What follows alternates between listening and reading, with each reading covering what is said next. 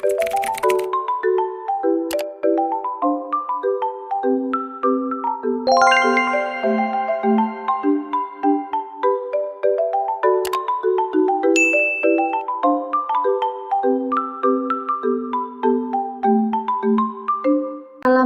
warahmatullahi wabarakatuh.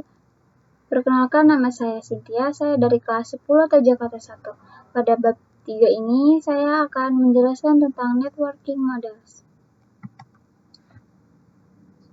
Materi yang akan kita bahas ada konsep, TCP atau IP model, di antaranya ada application layer, transport layer, network layer, data link layer, dan physical layer. Kemudian ada encapsulation dan decapsulation atau name of TCP atau IP message. Kemudian ada OSI layer model.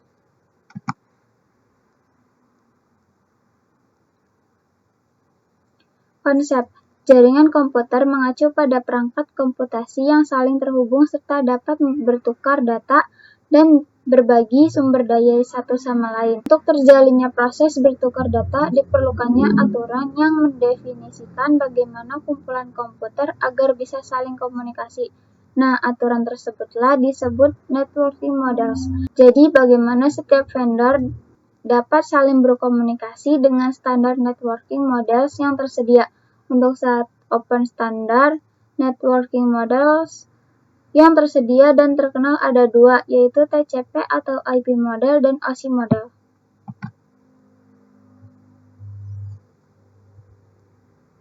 TCP atau IP model.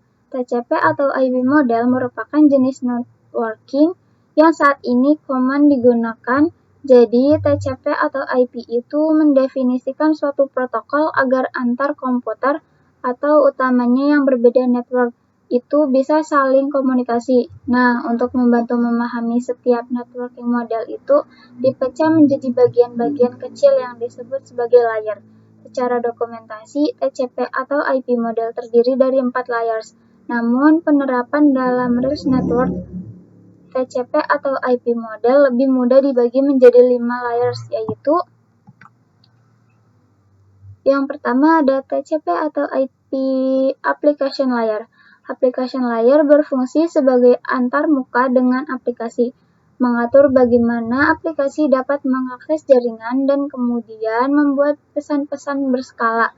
Di antara contoh service dari application layer itu seperti HTTP, POP3, SMTP, IMAP, SSH, DSB. HTTP itu digunakan ketika kita mengakses suatu web server. Yang kedua ada TCP atau IP transport layer. Fungsi dari transport layer adalah menyajikan atau memberikan service ke application layer atau transfer data. Untuk transport layer terdapat dua protokol. Untuk transfer layer terdapat dua protokol yang sering digunakan yaitu TCP dan UDP. Salah satu mekanisme yang disediakan oleh transfer layer khususnya pada TCP itu adalah error recovery mechanism.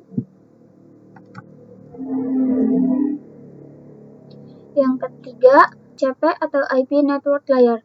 Untuk network layer hanya terdapat satu contoh yaitu IP atau Internet Protocol.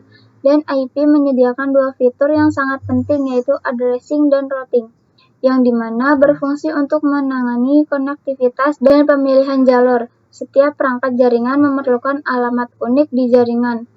1. Addressing.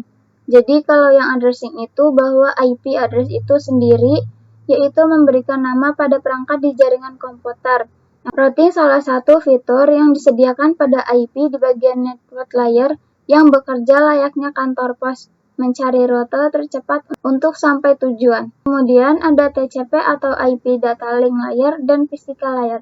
Data link layer mendefinisikan protokol yang dibutuhkan pada physical layer. Salah satu fitur pada data link layer ialah FCS atau Frame Check Sequence, yaitu Error Detection Mechanism, atau hanya mendeteksi error tanpa recovery. Addressing yang digunakan pada data link layer adalah MAC address.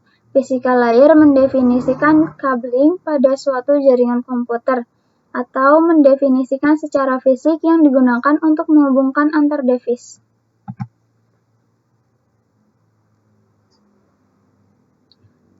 Encapsulation dan decapsulation. Encapsulation itu proses membungkus data dengan header pada data di setiap layernya, sedangkan decapsulation adalah perubahan agar menjadi data lagi.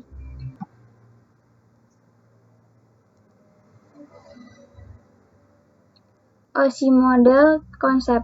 Untuk saat ini, model yang sering digunakan hanya TCP atau IP, karena untuk dari sisi perkembangan protokolnya atau modelnya, TCP atau IP lebih dominan dibanding OC layer. Namun, OC layer biasa dipelajari karena mudah dipahami.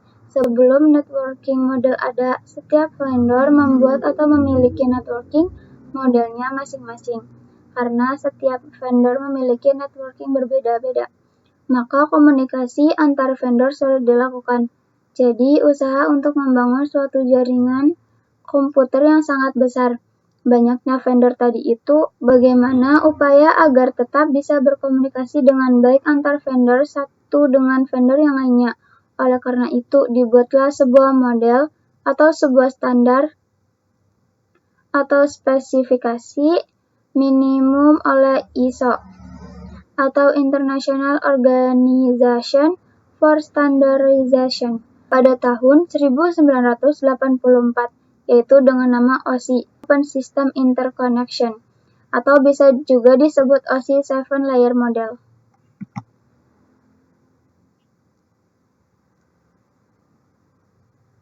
OSI model layer. Terdapat 7 lapisan layer pada model OSI. Pertama, application layer, L7PDU. 2. Presentation layer, L6PDU. 3. Session layer, L5PDU. 4. Transport layer, L4PDU. 5. Network layer, L3PDU. 6. Data link layer, L2PDU. Yang terakhir, physical layer atau bit flow layer berkaitan dengan user interface, data formatting, dan communication sessions 1-4. Upper layer berkaitan dengan bagaimana data itu mengalir 5-7.